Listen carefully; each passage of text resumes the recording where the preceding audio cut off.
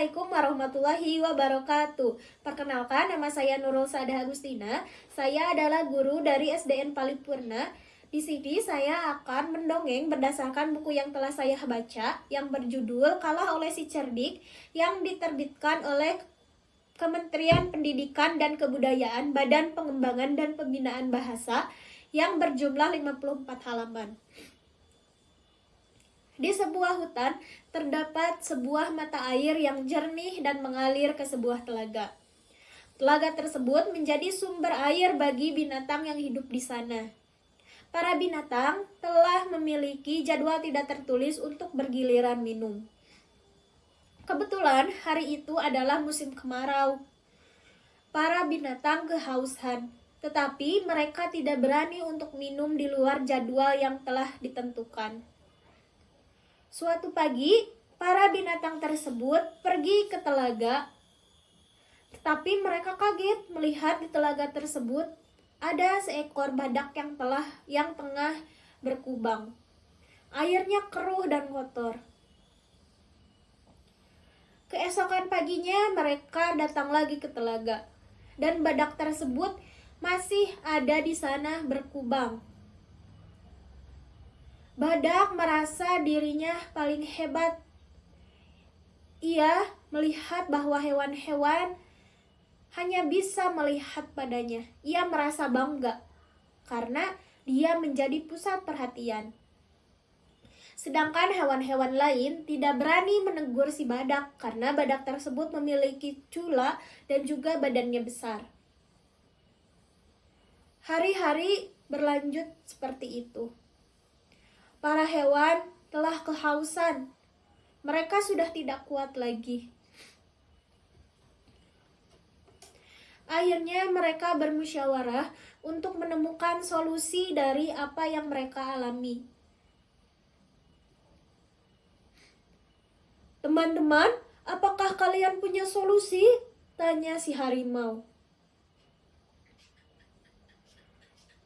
"Aku tidak bisa. Si hungku tidak akan kuat menembus kulitnya. Bisa-bisa rontok si hungku," jawab si babi. "Aku juga tidak sanggup," kata si kerbau. "Aku tidak bisa melilit badak itu. Badannya terlalu besar. Panjang tubuhku tidak akan cukup," kata si ular sanca. "Kalau begitu, bagaimana kalau kita meminta bantuan si kancil? Walaupun tubuhnya kecil, otaknya pintar," kata harimau. "Setuju," kata binatang-binatang tersebut serentak. Si kancil pun menjawab, "Aku akan mencoba, tetapi kalian harus percaya padaku." "Kami percaya," sahut si binatang-binatang tersebut.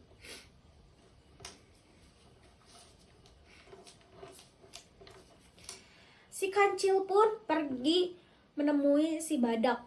Ia sedang berkubang di telaga tersebut. "Tuanku yang terhormat, yang gagah perkasa, ampunilah hamba yang telah mengganggu Anda berkubang.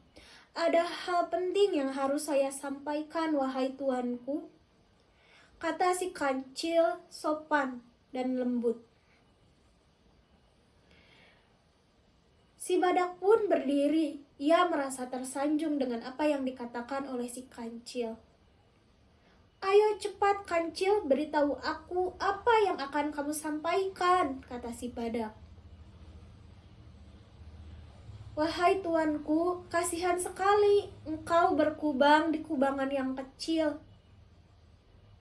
Tuanku, sebenarnya ada makhluk yang berkhianat kepadamu. Namun, makhluk itu tidak terlihat. Ia menutup jalan air. Jika hal ini terus terjadi, maka air di telaga ini akan kering.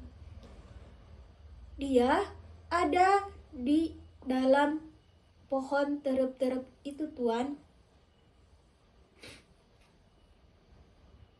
"Yang benar, kancil," kata si badak.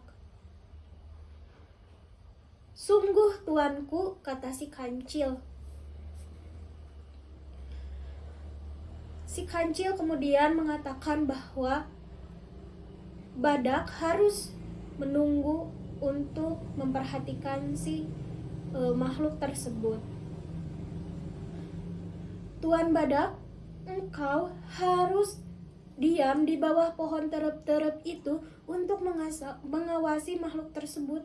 Kalau tidak, maka telaganya akan kering cepat atau lambat. Setengah hari engkau berdiam di bawah pohon terep-terep itu untuk mengamati si makhluk itu. Setengah harinya lagi engkau berkubang di telaga." Kemudian si badak menjawab, "Kamu tidak bohong kan, kancil?" Si kancil pun menjawab, "Aku bersungguh-sungguh, Tuan." Karena berita yang disampaikan oleh si kancil, badak pun selama setengah hari pergi ke bawah pohon terep-terep dan diam di sana. Waktu tersebut dimanfaatkan oleh binatang-binatang yang ada di hutan untuk pergi minum ke telaga. Dan setelah selesai, mereka kembali lagi ke tempatnya masing-masing. Dan setengah harinya kemudian si badak pergi ke telaga untuk berkubang.